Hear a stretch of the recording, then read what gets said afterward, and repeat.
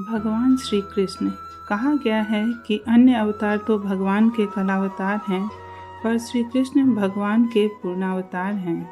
एते चांश कला पुंस कृष्ण अस्तु भगवान स्वयं। वे सभी अवतारों में सबसे अधिक लोकप्रिय हैं तथा लोगों की श्रद्धा को सबसे अधिक आकर्षित करते हैं।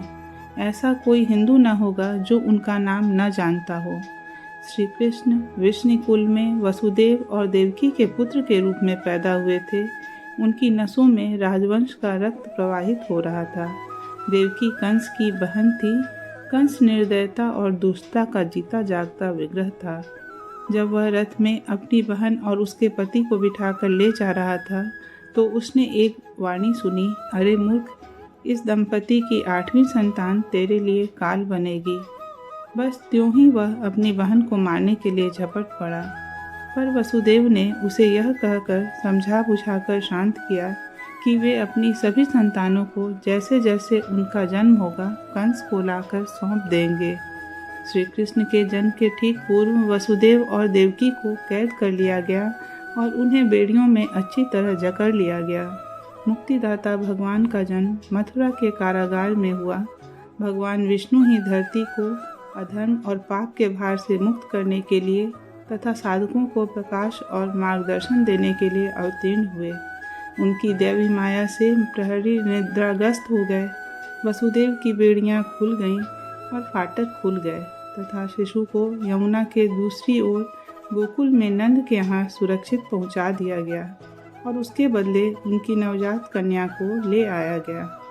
ज्यों ही अत्याचारी कंस को देवकी की संतान के जन्म की खबर मिली, त्यों ही वह अपने भावी वधकर्ता को अपने हाथों से मार डालने के लिए कारागार की ओर लपका। पर उसे यह देखकर अत्यंत आश्चर्य हुआ कि शिशु तो एक कन्या है। तथापि भविष्यवाणी का स्मरण कर उसने कन्या को हाथ में लेकर मारना चाहा। वह उसके हाथ से छूटकर ऊपर आकाश में चली गई और बोली, जो तुझे मारेगा वह तो गोकुल में पल रहा है। यह सुनकर कंस आपे से बाहर हो गया और उसने आदेश निकाला कि मथुरा और उसके आसपास के क्षेत्रों के सभी शिशुओं की हत्या कर दी जाए, पर जिनका जन्म अधर्म का नाश कर धर्म के संस्थापन के लिए हुआ था वे सुरक्षित रहे। और उन्होंने कंस के उन्हें मारने के सारे प्रयासों को विफल कर दिया।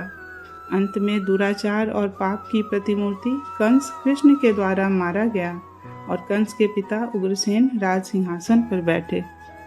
कृष्ण का शैशव चमत्कारों से भरा था। सामान्य जन के लिए तो वे अत्यंत रहस्यमय थे, पर स्वयं भगवान श्री कृष्ण के लिए तो वह सब खेल था। एक दिन कृष्ण ने खेल खेल में ही कुछ मिट्टी खा ली।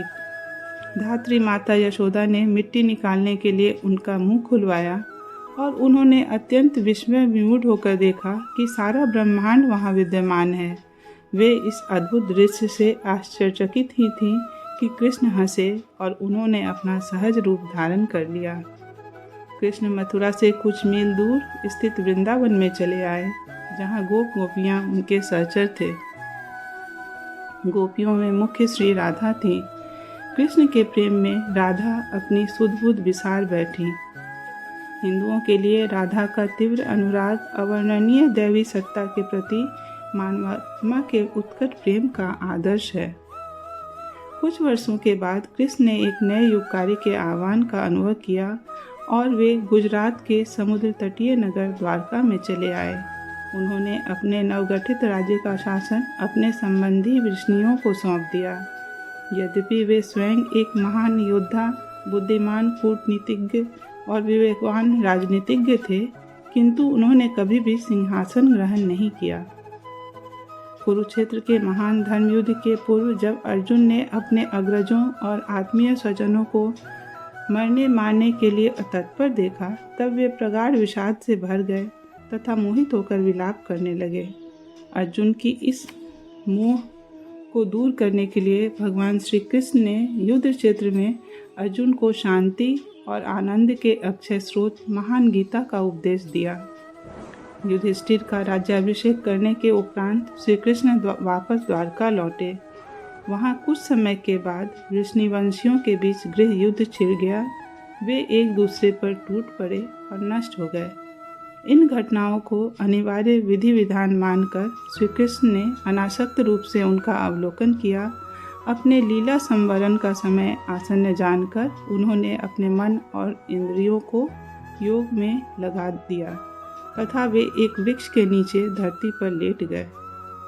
कुछ दूर से एक बहेलिये ने भ्रम से उनके पाटलाभ चरणों को झुका हुआ हिरण समझकर उसकी ओर तीर का संधान किया, जिसने भगवान के चरणों को बींध डाला।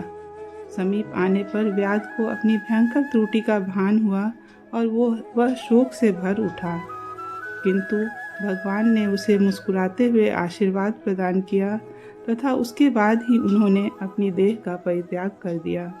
इस प्रकार समस्त अवतारों में महान श्री कृष्ण ने पापों के विनाश और धर्म की संस्थापना के अपने महान एवं दैवी युग कार्य को पूर्ण कर अपने नाशवान शरीर का परित्याग किया।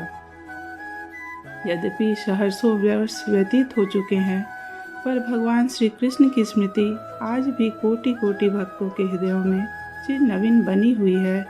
वे समस्त अंधकार का विनाश करें तथा सब पर अपने शुभ आशीर्वाद की वर्षा करें।